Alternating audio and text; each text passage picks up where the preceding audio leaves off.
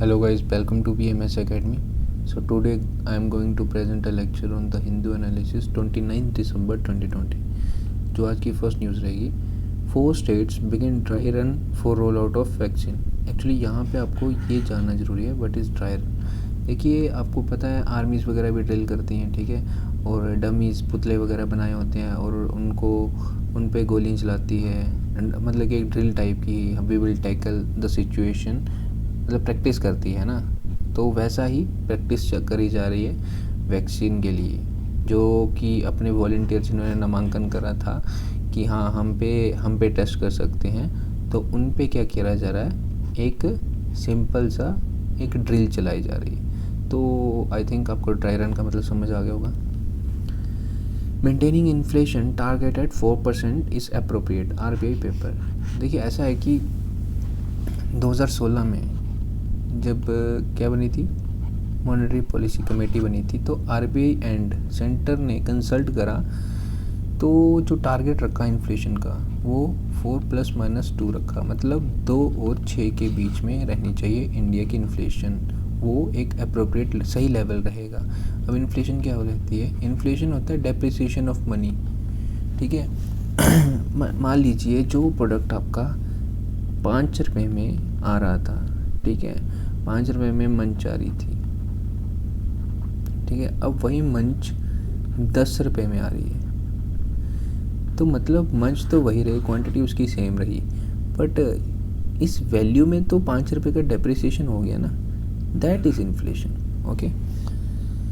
तो ऐसा कहा गया है कि 6%, मतलब कि जो 2016 में मार्च 31, 2021 तक ये लिमिट रखी गई थी, ठीक है, ये वाली लिमिट रखी गई थी। अब बोला जा रहा है कि 4% अप्रोप्रिएट रहेगा, और जो ट्रेंड इन्फ्लेशन ट्रेंड रहा है 2014 से, वो 4.1 से लेके 4.3% के बीच में रही है। आगे जो फर्स्ट आर्टिकल है, reforms with the future and farming needs in mind. ऐसा कहा जा रहा है कि जो भी अभी फैक्टॉइड्स चल रहे हैं, बातें चल रही हैं, ठीक है, फार्मर प्रोटेस्ट में, this is good article actually. ये गवर्नमेंट साइड बता रहा है, ठीक है, गवर्नमेंट साइड बता रहा है, नॉट क्रिटिकल अबाउट गवर्नमेंट, ठीक है। तो इन्होंने बोला कि ऐसा कहा जा रहा है APMC क्लोज हो जाएंगी, MSP बंद हो जाएगा, कॉरपोरेट कॉन्ट्रैक्ट फार्मिंग नहीं है, ये कॉरपोरेट फार्मिंग है, ठीक है। Actually contract farming and corporate farming both are little bit similar but a difference between them. ठीक है, कॉरपोरेट फार्मिंग में लैंड वगैरह उनकी होती है, कॉरपोरेट्स की, ठीक है, उनमें काम करवाया जाता है, ठीक है। बट कॉन्ट्रैक्ट फार्मिंग में कॉन्ट्रैक्ट होता है कि हाँ आप ये वाली चीज़ें लीजिए और उगाइए और हम आपसे ले लेंगे, जैसे कि फार्मर्स, ठीक है, उसमें इनकी ये लैंड वगैरह नहीं ले सकते, ये कॉन्ट्रैक्ट फार्मिंग की बात है, ठीक है। कॉर्पोरेट फार्मिंग में ऐसा ले सकते हैं। तो this is the difference between corporate and contract farming. And ऐसा कहा जा रहा है कि कॉर्पोरेट फार्मिंग होएगी और लैंड वगैरह ग्रैब कर ली जाएगी पावरफुल कॉर्पोरेट्स के द्वारा। तो देखिए ऐसा कहा जा रहा है कि this is imaginary, unrealistic and part of deliberating narrative, मतलब कि ये गवर्नमेंट जो इंडिया का एग्रीकल्चर है उसको ग्रो करने से रोकने के लिए ऐसी सब चीज़ें सामने लाई जा रही हैं, और जो ग्लोबल पावर इन एग्रीकल्चर बनने की बात करी जाती है इंडिया की, वो सारा का सारा थम जाए ये सिस्टम, ठीक है। तो इसमें ये कहा गया है कि जो फैक्ट्स दिए गए हैं, ये फैक्ट दिए गए हैं, फार्मर्स और जो नॉन फार्मर एक्टिविटी में इंडल्ज था 1993-1994 के आसपास, उन दोनों में जो गैप था वो 25,000 के आसपास था, ठीक है। बट ये 2011-12 में 1.42% पहुंच चुका है ये गैप, अगर कोई इंसान फार्मिंग एक्टिविटी में इंडल्ज है और एक इंसान किसी नॉन एग्रीकल्चर एक्टिविटीज़ में इंडल्ज है, समझ पा रहे हैं। तो और ऐसा है कि एग्रीगेट फूड डिमांड जो है वो क्या होती जा रही है, शॉर्ट पड़ती जा रही है इंडिया में, ठीक है। जो फूड की डिमांड है वो कम होती जा रही है, और इसकी वजह से ये ज़रूरी हो जाता है कि वो जो चीज़ें हैं वो एक्सपोर्ट करी जाएं, ठीक है। Export of large quantity to prevent, ताकि वो एक्सपोर्ट करी जाएँ इंडियन मार्केट में, वो इतनी ज़्यादा भी ना आ जाएं कि उनका प्राइस बिल्कुल ही डाउन चला जाए, और जो बेचारे उगाने वाले हैं उनको जितना उन्होंने खर्च किया था उतना भी नसीब ना हो पाए। ठीक है। और इंडिया के पास अभी 60 लाख टन्स ऑफ शुगर का क्या पड़ा है, स्टॉक पड़ा है, और 72 million tons of extra buffer stock of wheat and rice पड़े हुए हैं। समझ पा रहे हैं। और इंडिया जो है, India's agri exports are getting difficult to push, उनको एग्री एक्सपोर्ट को कर पाना मुश्किल हो पा रहा है, क्योंकि जो इंपोर्ट हो रही हैं ना चीज़ें बाहर से, वही इतनी सस्ती पड़ जा रही हैं। ठीक है। Imports are turning attractive as domestic prices are turning much higher than international prices. International prices के अगर साथ में कंपेयर करा जाए तो इंडिया के जो एग्रीकल्चर प्राइसेस हैं वो हायर हैं। ठीक है। तो ऑब्वियसली जो सस्ती चीज़ होती है वही इंसान प्रेफर करते हैं, तो इंपोर्ट ज़्यादा बेनिफिशियल हो रहे हैं। ठीक है। और क्या होगा, देखिए अगर ऐसी हालत होगी तो फार्मर्स का बेटा फार्मर नहीं बनना चाहेगा। ठीक है। फार्मर्स का बेटा फार्मर नहीं बनना चाहेगा। अनएम्प्लॉयमेंट का इशू है ना। अब कोई इंसान थोड़ा ना चाहेगा कि मैंने जिस तरह से पूरी ज़िंदगी काटी है, मेरा बच्चा भी उसी तरह से ये प्रोटेस्ट कर कर के काट ले। ठीक है। तो वो बाहर जाने की कोशिश करेगा, जॉब आउटसाइड द एग्रीकल्चर। ठीक है। एंड ऐसा भी कहा गया है कि न्यूमरस इंस्टेंसेस हुए हैं जिसमें मार्केट फेलियर हुआ है। मार्केट फेलियर का मतलब ये होता है, there is a product in the market, let's suppose Munch in the market, but उस मंच को खरीदने के लिए आपके पास 10 रुपये नहीं है, दैट इज़ मार्केट फेलियर। ठीक है। प्रोडक्ट है मार्केट में but people don't have money to buy that product. ठीक है। It is turning farmers to look into the government for, और ये सब चीज़ें क्या करती हैं, फार्मर्स को ये इसके लिए, इस चीज़ के लिए प्रोवोक करती हैं कि वो गवर्नमेंट से MSP के लिए मांग करें। ठीक है।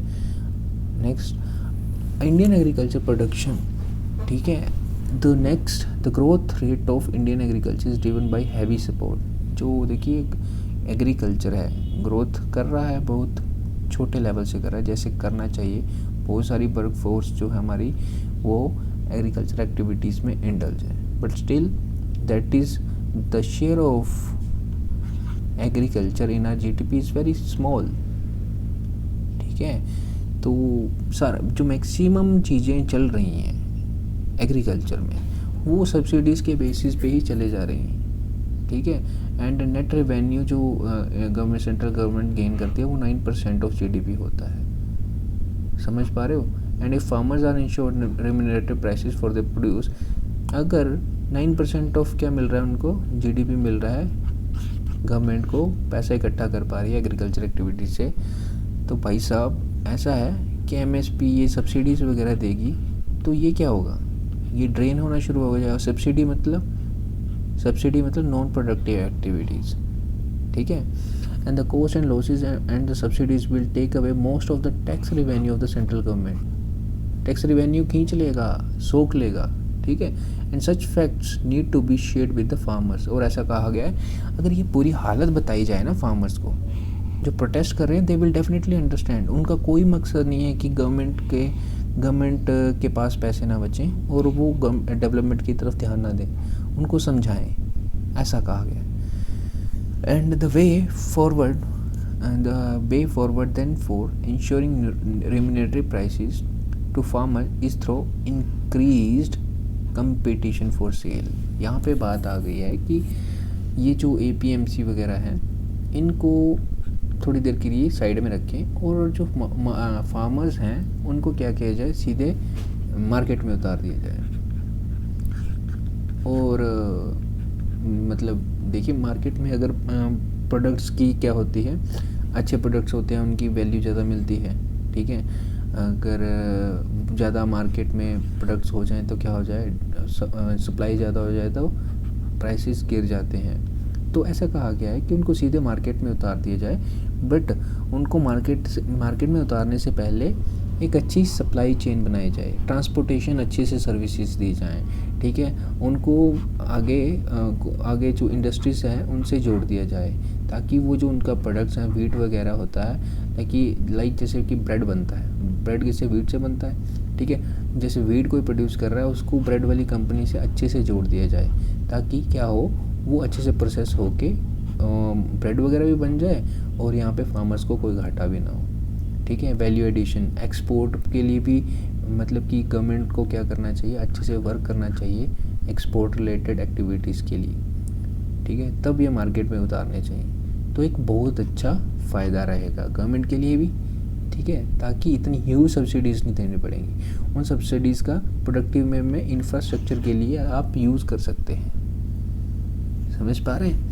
And there is also a need to understand the APMC, और ये भी कहा गया कि APMC का कोई मतलब कि लिंक नहीं है पेमेंट ऑफ MSP से, ठीक है। MSP और APMC agriculture produce marketing committee का जो मंडी होती हैं उनमें ये कमेटी होती है, उसको और MSP मिनिमम सपोर्ट प्राइस का लेन देन से कोई मतलब नहीं है, ठीक है। And still there are crops, paddy, wheat and cotton are selling at the prices below MSP।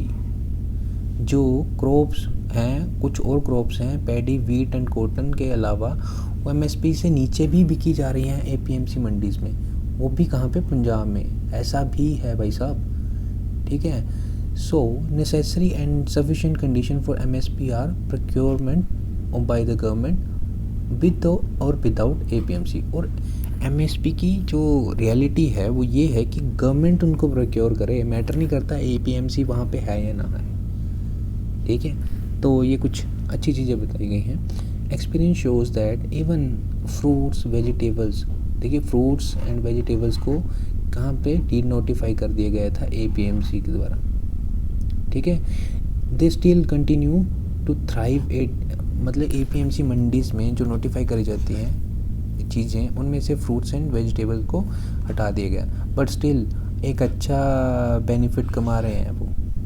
तो कोई लिंक नहीं है ना, अगर आप APMC मंडीज़ हो या ना हो, अगर उनको हटा दें ना हटा दें, और अगर फार्मर्स के पास इनको हटा दिया जाएगा उस लिस्ट में से, तो फार्मर्स के पास ऑप्शन बचेगा, आप या तो APMC वालों को बेच दो या फिर और कोई ऑप्शन ढूंढ लो जहाँ पे आपको फ़ायदा मिल रहा है।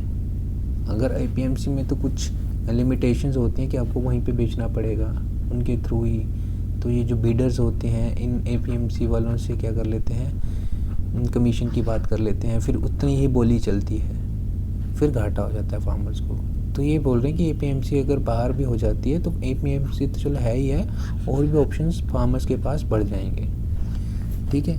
एंड यहाँ पे और क्या बात करी गई, हाँ, एक जो न्यू ट्रेडिंग एक्ट है उसमें बात करी गई है pan simple requirement of pan card for a trader, कि सिंपल रिक्वायरमेंट होनी है, पैन कार्ड बना होता है, ठीक है, परमानेंट अकाउंट नंबर, ठीक है, उसमें ट्रेडर का जो अगर ट्रेड करना चाहता है उसका सिंपली पैन कार्ड से अटैच किया जाएगा और वो ट्रेडर बन जाएगा।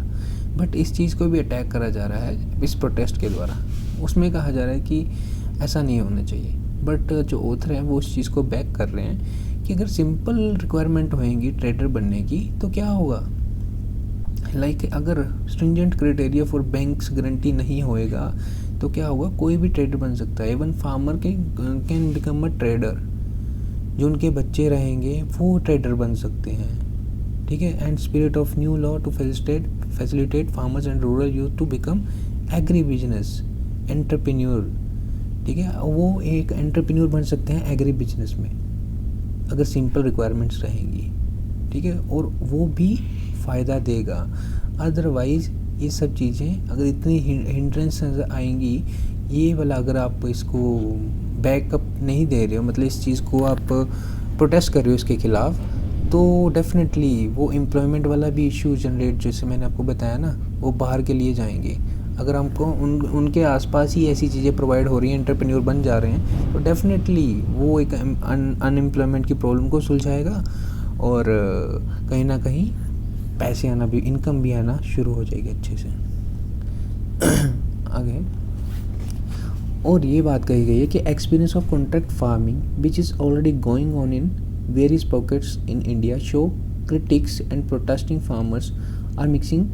ऐसा कहा गया कि कॉन्ट्रैक्ट फार्मिंग को कॉरपोरेट फार्मिंग के साथ देखा जा रहा है, बट दोनों अलग चीज़ें हैं। ठीक है, दोनों ही अलग चीज़ें हैं। जैसे मैंने आपको पहले बताया ना, कॉन्ट्रैक्ट फार्मिंग में ये लैंड वगैरह ग्रैब करने का सीन नहीं होता है। सिंपली क्या होता है, कॉरपोरेट आता है, फार्मर्स यहाँ पे खड़ा है, उसके साथ एक एग्रीमेंट में जाएगा कि जस्ट गो एंड आप मेरे को ये चीज़ें उगा के दीजिए।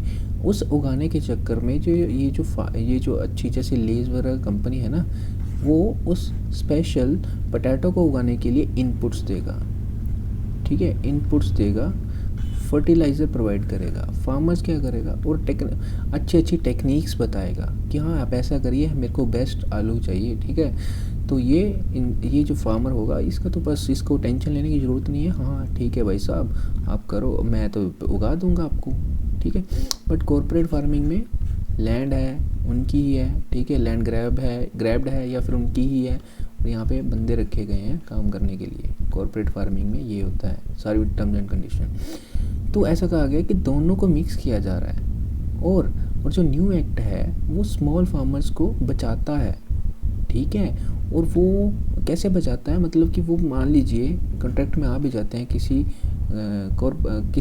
कंपनी के साथ, तो वो अच्छी चीज़ें उगा सकते हैं, हाई वैल्यूड क्रॉप्स उगा सकते हैं, जिनमें कि ज़्यादा पैसे भी लगते हैं। जैसे कि पल्सेस वगैरह मान लीजिए आप, ठीक है, उसमें ज़्यादा पैसे भी, इनपुट्स भी लगती है, और उनमें ज़्यादा पैसा मिलता भी है। ठीक है, वापस भी मिलता है। अगर मार्केट में फेलियर हो भी जाता है तो बट कॉन्ट्रैक्ट तो है ही है ना, उनको फार्मर्स को पैसा वापस मिल भी जाएगा। और ऐसा भी कहा गया है कि एक्ट इज़ वॉलेंटरीली। ठीक है, वो वॉलेंटरी है एक्ट, ज़रूरी नहीं है आप मानो या ना मानो। इवन कि आपका कॉन्ट्रैक्ट पूरा होने के बाद आप इस कॉन्ट्रैक्ट को ख़त्म भी कर सकते हैं। ठीक है, act is free to leave expiry of the agreement and transfer. और ये जो लैंड का, अगर मान लीजिए ये जो आपका क्या हो जाता है, कॉन्ट्रैक्ट पूरा नहीं हो पाता है, तो बट किसी भी वजह से जो कॉरपोरेट्स हैं, कंपनीज़ हैं, वो लैंड वगैरह को लीज़ पे नहीं ले सकती, और उसको सेल नहीं कर सकती हैं, और उसको अपना नहीं बना सकती उस लैंड को। अच्छे प्रोविजंस दिए गए हैं, नो डाउट। फार्मर्स के लिए एक स्पेस दिया गया है कि वो अपने अच्छे से डिसीजन ले सकें। ठीक है, और जैसे मैंने आपको बताया, it will bring new capital, पैसा लाएगी, नॉलेज लाएगी in agriculture and farmers participation in value chain. ठीक है, और ये कहा गया है कि central government through this act keep changing. जो टाइम के हिसाब से चेंजेस ज़रूरी हैं एग्रीकल्चर में, वो इन एक्ट्स के साथ ला रही है सेंट्रल गवर्नमेंट। और अगर इम्प्लीमेंट होते हैं अच्छे स्पिरिट में, तो इंडिया एग्रीकल्चर जो होगा वो अच्छी न्यू हाइट्स पे पहुंच जाएगा, और रूरल इकोनॉमी में चेंज आएगा। अच्छा आर्टिकल था, बहुत अच्छा आर्टिकल था। ठीक है, नेक्स्ट देख लेते हैं। Dealing with India two front challenge. यहाँ पे किसकी बात करेगी, इंडिया और चाइना, पाकिस्तान। देखिए, जैसे कि आपको पता ही है कि अभी तक स्टैंड ऑफ बना हुआ है इंडिया और चाइना के बीच में लद्दाख में। तो टू फ्रंट वॉर का चैलेंज बात करी जा रही है। देखिए, एक तरफ पाकिस्तान है यहाँ पे, ठीक है, और नॉर्दर्न साइड जो है वो है चाइना। तो इंडिया यहाँ से किस तरह से टैकल करे। तो ऐसा कहा गया है कि जो मिलिट्री है वो और रिसोर्सेज की डिमांड कर रही है। ठीक है, और पैसे की डिमांड और इंफ्रास्ट्रक्चर डेवलपमेंट की डिमांड। बट पॉलिटिकल क्लास बोल रही है कि ऐसा नहीं है। ठीक है, ऐसा वॉर वगैरह का कोई सीन नहीं है, ये सिर्फ मतलब कि न्यू रिसोर्सेज की डिमांड करने का एक जरिया है। ठीक है, और and being over hyped by the military to press for the additional resources and funds. ठीक है, इन चीज़ों की डिमांड के लिए ये टू फ्रंट वार वाला सीन जो है वो ज़्यादा हाइफन किया जा रहा है। ठीक है, and India strategic thinking was overwhelmingly focused on Pakistan and security consideration emanating from here. ऐसा है कि आपको पता है लद्दाख में क्या हुआ, वायलेंस इरप्ट हुआ, क्लैशेस हुए, हमारे 20 के आसपास जवान भी मारे गए।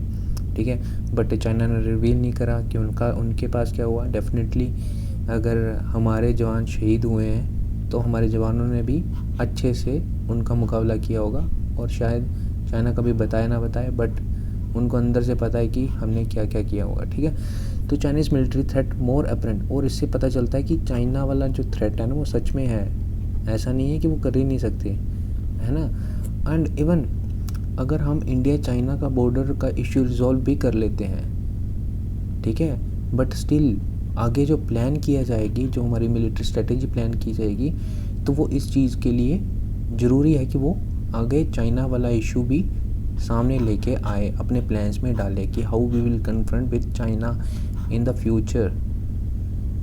ठीक है, और पाकिस्तान 2017 से 19 के बीच में 4 टाइम्स का इंक्रीज़ हुआ है सीज़ फायर वायलेशन में, और 2003 के लेवल से बढ़ चुका है। ठीक है, सबसे ज़्यादा 2003 के आसपास हुआ था, उससे भी ज़्यादा बढ़ चुका है अब पाकिस्तान जो सीज़ फायर वायलेशन कर रहा है। और पाकिस्तान ने इवन 20,000 ट्रूप्स भी गिलगित बाल्टिस्तान, जो आपका ये वाला हिस्सा है ना, ठीक है, अगर आप इंडिया का मैप ऐसे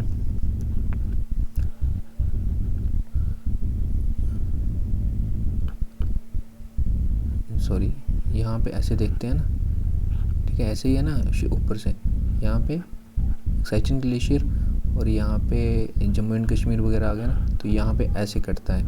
ये तो पाकिस्तान ऑक्युपाइड कश्मीर हो गया ना यहाँ पे, और ये है गिलगित बाल्टिस्तान वाला एरिया। तो वहाँ पे 20,000 के आसपास ट्रूप्स भेज दिए गए हैं, किसके द्वारा? पाकिस्तान के द्वारा।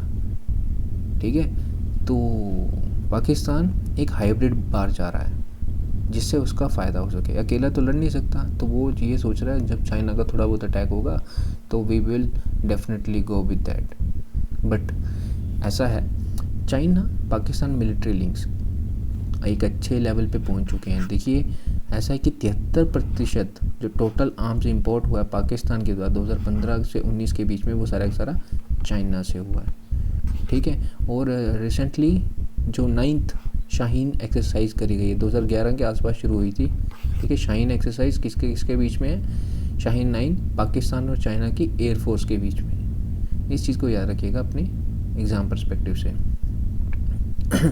और ये इश्यूज़ हैं। और चाइना कैसे यूज़ करता है पाकिस्तान को? इंडिया का साउथ एशिया में इन्फ्लुएंस को बैलेंस करने के लिए, क्योंकि इंडिया बहुत अच्छी पावरफुल कंट्री है, बहुत अच्छी ह्यूमैनिटेरियन असिस्टेंस भी देता है, एक अच्छा अपना इमेज बनाई हुई है। तो पाकिस्तान को क्यों रखा गया है कि इंडिया को डिस्टर्ब करता रहे चाइना के द्वारा, ये बात कही गई है। And the joint exercise will improve the combat, ऐसा गया आर्मी स्टाफ के द्वारा कि कॉम्बैट लड़ने की कैपेसिटी को बढ़ाएगा, एयरफोर्स की फैसिलिटीज़ को बढ़ाएगा। ठीक है, ये चीज़ें कही गई आर्मी स्टाफ के द्वारा जब ये पाकिस्तान की एक्सरसाइज हुई। एंड ये कहा गया कि ये सही है, समझदारी वाली बात है कि रेडी रहें 2 फ्रंट वॉर के लिए, कुछ भी हो सकता है। And it could manifest, and how this threat could manifest itself and type of capabilities that should be built upper to counter it, and that Pakistan would attempt to take advantage। जैसे मैंने आपको बताया ना कि hybrid वार वाली बात, वो advantage लेना चाह रहा है इसका, और इसके ज़रिए क्या होगा, कश्मीर वगैरह एरिया में मिलिटेंसी फैलाई जाने की बात कर रही है। ठीक है, मिलिटेंसी बढ़ेगी, मिलिटेंसी बढ़ने के कारण इंडिया अच्छे डेवलपमेंट वे से कंसंट्रेट नहीं कर पाएगा। तो इसका फ़ायदा किसका है? पाकिस्तान को। और अगर ऐसा होता है, चाइना के साथ वॉर हो भी जाता है, तो जो पाकिस्तान है वो कॉन्फ्लिक्ट को मतलब लार्ज स्केल में इनिशिएट करने की कोशिश करेगा, और क्या होगा, टेरिटरीज़ को कैप्चर करने की कोशिश करेगा। और ये भी क्या होगा, फिर पाकिस्तान भी इंडिया के साथ वॉर में इंडल्ज हो जाएगा। और ये है प्लान किसका? पाकिस्तान का। और ये भी कहा गया कि जितना पाकिस्तान की मिलिट्री और इकोनॉमिक डैमेज होगा ना, उससे ज़्यादा तो वो इंडिया के ग्राउंड मतलब टेरिटरीज़ को कैप्चर कर चुका होगा। ठीक है, तो ये चीज़ें कही गई हैं। नेक्स्ट देख लेते हैं। एंड डिलेमास फॉर इंडिया, क्या है dilemmas? Of resources and strategy, but could be the resource allocation and but could be the strategy. ठीक है, ऐसा कहा गया है कि जो लड़ना है ना, अगर 60 कॉम्बैट स्क्वाड्रन होनी चाहिए जो नीडेड है, बट अभी कितनी है, 30 के आसपास है। तो डबल चाहिए इंडियन एयरफोर्स को। एंड ये प्रैक्टिकल भी नहीं है, ये कहा जा रहा है, और ना ही फिजिबल है। ठीक है, तो major decision will be the quantum of resources to be allocated for primary front. ऐसा कहा गया है कि अगर जो इंडिया है सारे के सारे मैक्सिमम रिसोर्सेज को अगर प्राइमरी फ्रंट, मतलब जो चाइना वाला इशू है प्राइमरी, वो अभी वहाँ पे भेज भी देता है, तो वेस्टर्न फ्रंट मतलब पाकिस्तान वाला कहाँ पे गया सीन फिर।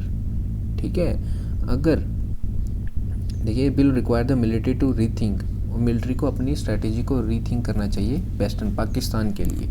और दूसरी बात जो कही जा रही है कि इंडिया को क्या डिफेंसिव ही रहना चाहिए। ठीक है, और ऐसा कहा गया है कि अगर इंडिया ऑफेंसिव स्ट्रेटेजी अप्रोच करता है तो क्या होगा, against Pakistan could draw limited resources into wider conflict. अगर ऑफेंसिव वो भी करता है ना, तो उसके लिमिटेड रिसोर्सेज जो होंगे उसकी वजह से वाइडर कॉन्फ्लिक्ट होने के भी चांसेस हैं।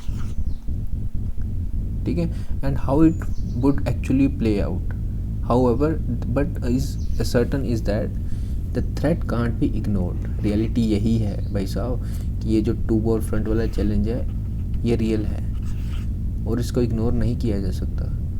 सो हमें क्या करना चाहिए, कैपेबिलिटीज़ को इंक्रीज़ करना चाहिए और अप्रोच स्ट्रेटजीज़ को चेंज करना चाहिए। एंड हमारी जो fact is real that countries economic situation will not permit any significant increase in defence budget. और आपको पता ही है कोविड-19 से पहले भी हमारी जो सिचुएशन थी इतनी अच्छी नहीं थी इकोनॉमिकली। ठीक है, और यहाँ पे डिफेंस बजट को इंक्रीज़ करने की बात करी जा रही है, तो इतनी अपनी वो नहीं है, हालत नहीं है ऐसी। एंड अगर there is too much focus on major platforms such as, हम एयरक्राफ्ट, शिप्स, टैंक्स खरीदने की बात कर रहे हैं, but about the future technologies उन पे तो इन्वेस्टमेंट कर ही नहीं जा रहे। Robotics, artificial intelligence, cyber electronics, इनका क्या होगा अगर इस पे ही सारा पैसा भेज दिया।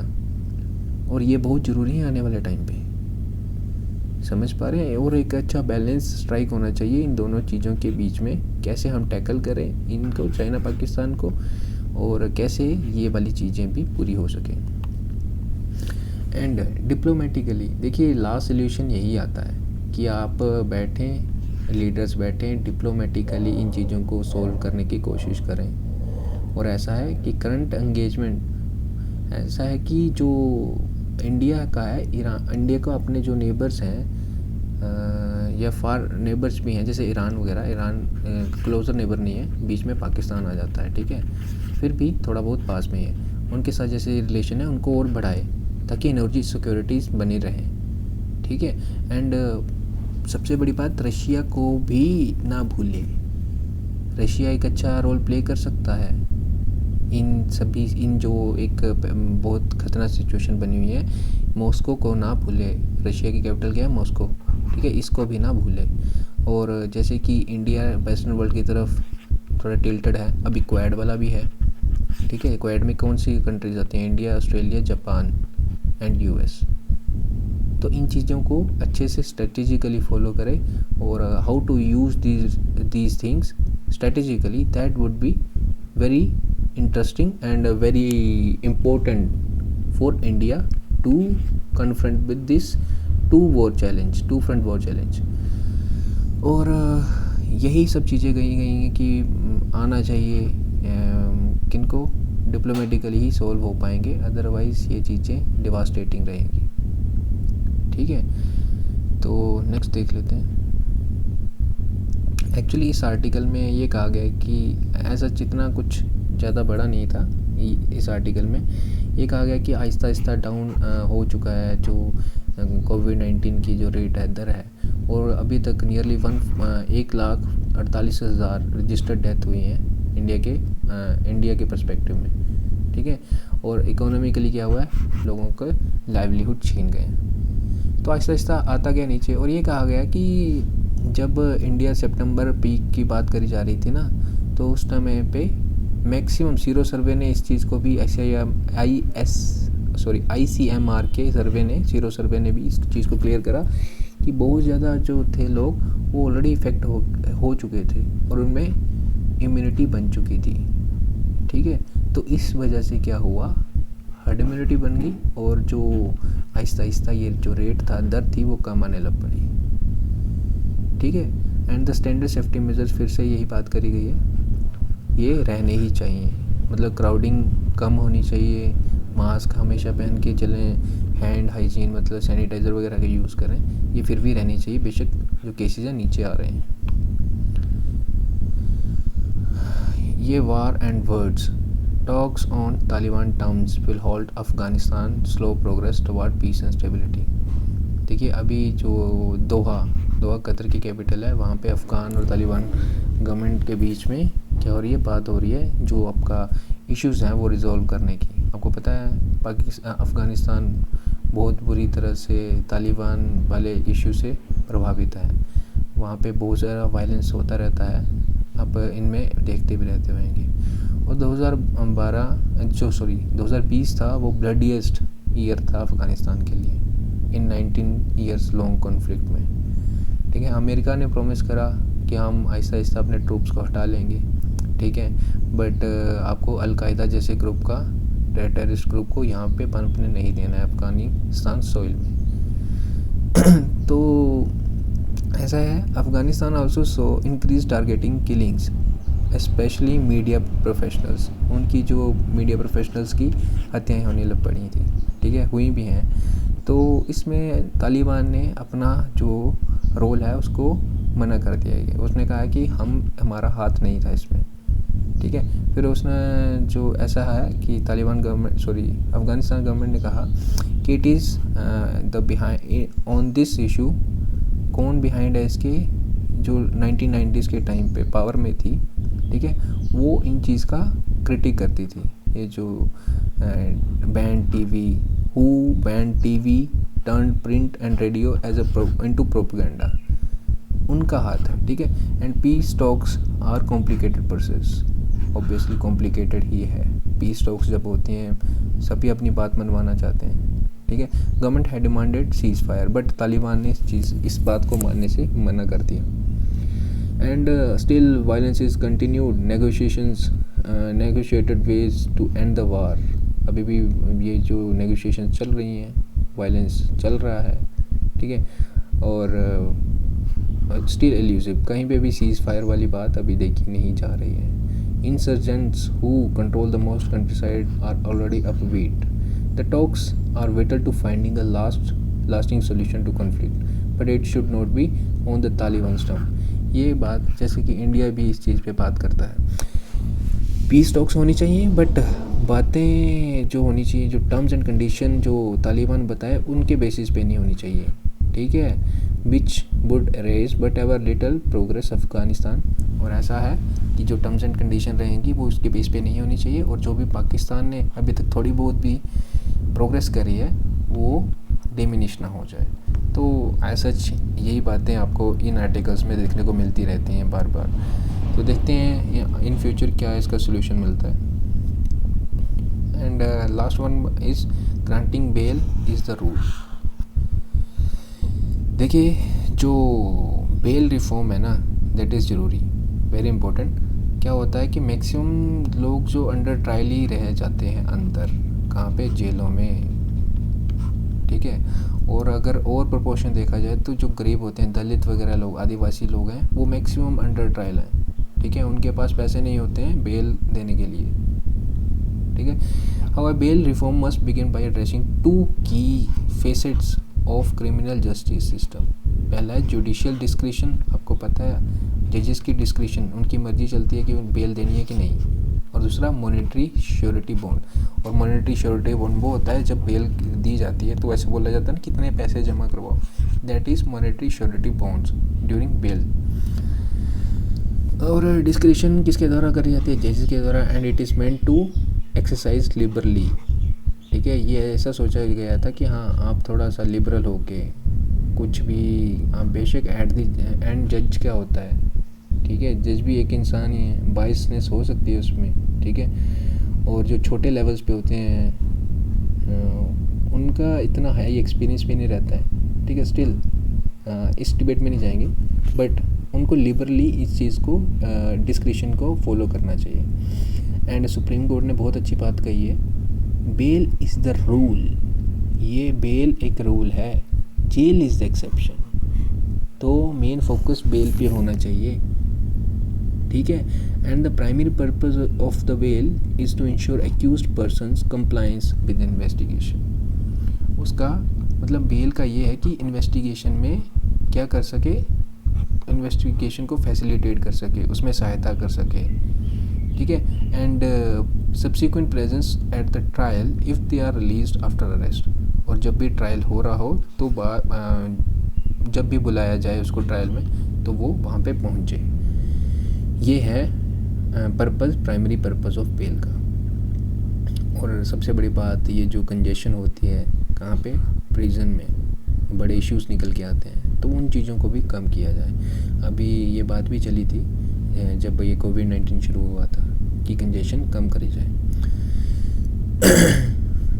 And refusal to grant bail deprives individual liberty, ठीक है, आर्टिकल 21 लिबर्टी, ठीक है, liberty by confining them in jail without personal liberty, ये personal liberty by confining them in the jails without trial and conviction, उनकी liberty को मार देता है। कहीं ना कहीं आर्टिकल 21 का वायलेशन है, ना कोई कन्विक्शन हुई है ना कोई ट्रायल है, फिर तब भी वो इनकार्सिनेटेड है जेल के अंदर, ठीक है। तो ये सब बातें कही गई हैं। 2/3 of the India's prison population comprise under trial, जैसे कि मैंने आपको यहाँ पे बताया कि अंडर ट्रायल चल रहे हैं। दलित एंड आदिवासी और ओबीसी को अगर डाल दें तो मैक्सिमम यही है इस अंडर ट्रायल सिनेरियो में, जो कि अंदर जेलों के अंदर बंद करे गए हैं। और उनके ऑफेंसेस भी बहुत ही छोटे छोटे माइनर ऑफेंसेस हैं, ठीक है। और the pendency of bail application has particularly increase during the, और पेंडेंसी मतलब पेंडिंग, बेल पेंडिंग जो है वो भी बहुत बढ़ गई है। किसकी वजह से, पेंडेमिक के दौरान, क्योंकि जो कोर्ट्स वगैरह थी वो बंद थी, ठीक है। और courts order to decongest prison arrest for minor continue unabated. और ये वाली बात जैसे सुप्रीम कोर्ट में भी अभी बताया था कि डीकंजेस्ट करने की बात करी गई थी, तो अभी भी वो उस पर इतना खास ध्यान नहीं दिया गया है। तो the system of bail typically requires surety to furnish bonds, जैसे मैंने आपको बताया कि पैसे देने पड़ते हैं बेल लेने के लिए, एक श्योरिटी बॉन्ड होता है वो, ठीक है। बट उसकी वैल्यू जो होती है ना वो बहुत ज़्यादा होती है, 10,000 के आसपास, ठीक है। अगर सुप्रीम कोर्ट के पास चली जाए तो वो 30,000 के आसपास। तो ये देखिए, अब यहाँ पे एग्जांपल दिया गया है 14 साल के माइनर बच्चे का, ठीक है। और जो कि चार चोरियों में इंडल्ज था, और उसको भोपाल सेशन कोर्ट ने कितना बेल के लिए रख दिया, 2 लाख रुपए। समझ पा रहे हैं, ठीक है। ये एक्चुअली ऑथर्स के व्यू हैं, ये मेरे व्यूज़ नहीं हैं, तो ऐसा है। और इसमें ये भी कहा गया that even among regular veg workers 57% Indians earn less than 10,000 socio economic caste census, ठीक है। तो उसमें कहा गया है कि 57% इंडियंस जो हैं वो रेगुलर जो वेज वर्कर्स हैं उनमें से 57% तो 10,000 से कम ही लेते हैं। अगर वो माइनर ऑफेंस में पकड़े भी जाते हैं, शायद वो सच में करा भी ना हो, बट शक के तौर पे और बहुत ऐसे कॉन्सिक्वेंसेस बन जा रहे हैं कि उनका ही उन पे ही शक जा रहा है, तो वो बेल कहाँ पे दे पाएंगे यार, ठीक है। तो यही सब चीज़ें। And release on one men's guarantee without any monetary amounts all the permissible in law, कि किसी इंसान की गारंटी पे क्या दी जाती है, बेल दे दी जाती है। बट ये अभी जो जैसे कि सिस्टम चल रहा है उसमें बहुत ही रेयर हो चुका है, रेयर, ठीक है। एंड और क्या बताया गया कि Gwalior bench MP high court deem to fit to impose peculiar condition. अभी क्या हुआ, जब कोविड-19 वाला सीन चल रहा था तो ग्वालियर बेंच जो एमपी की हाई कोर्ट की है, उन्होंने नई नई चीज़ें बता, जो अगर कोई बेल लेना चाहता है तो उसको क्या करना पड़ेगा, नो चाइनीज़ एलईडी टीवी लगाना पड़ेगा डिस्ट्रिक्ट हॉस्पिटल्स में, ठीक है। और खुद ही वॉलंटरली कोविड-19 वॉरियर जो कि फ्रंट लाइन मतलब कि किसी भी तरह की असिस्टेंस वॉलंटरली हेल्प करना चाहते थे कोविड-19 के दौरान, बहुत सारे लोग आए, कुछ डर के बैठ गए, बट सही भी था, गवर्नमेंट की गाइडलाइंस को फॉलो भी करना था, तो उनको वॉलंटरली उनको आगे आना पड़ेगा एंड मनी डोनेट करनी पड़ेगी कोविड-19 रिलीफ फंड में। तो ऐसी बातें कर दी गई जब ये बात हुई एंड ये बात है। और ये जो बेल डिस्क्रिशन की बात करी गई है, ये कहा गया है कि जजेस of lower courts and high courts have passed with, उनकी अकाउंटेबिलिटी बहुत कम है, किस तरह से डिस्क्रिशन यूज़ कर रहे हैं, और उन पे जो सुपरिटेंडेंस उन पे नज़र जो रखी जा रही है हाई कोर्ट के द्वारा वो भी बहुत कम है। तो ये even when not ridiculous bail conditions can transgress personal liberty, ऐसी सिचुएशन बिना मतलब कि बेल पे बहुत ही आलोचना करी जा रही है रियलिटी में, ठीक है, पर्सनल लिबर्टी को हर्ट करे जा रहे हो, तो यही कंडीशन बताई गई हैं, तो दैट शुड बी रिफॉर्म ना बेल सिस्टम। तो I think it is enough for today. अगर आपको कोई डाउट रहेगा तो आप पूछ सकते हैं कमेंट सेक्शन में, आप शेयर कर दें अगर आपको अच्छा लगे तो। Knowledge share is equal knowledge care. Thank you, have a good day.